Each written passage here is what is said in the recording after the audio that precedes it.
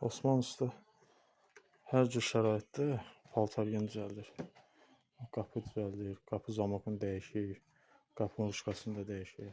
Fənər işığında Osman təmir edir. Aferin Osman.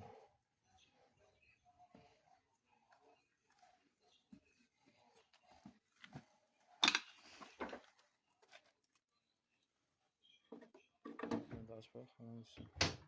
Yox, orada bir dənə yoxdur. Bir dənə 15 dəqiqəliyə qoy, sonra.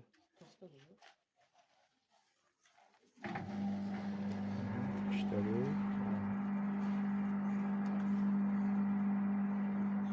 15 dəqiqəliyə qoydun Osman? Acımı qoydum.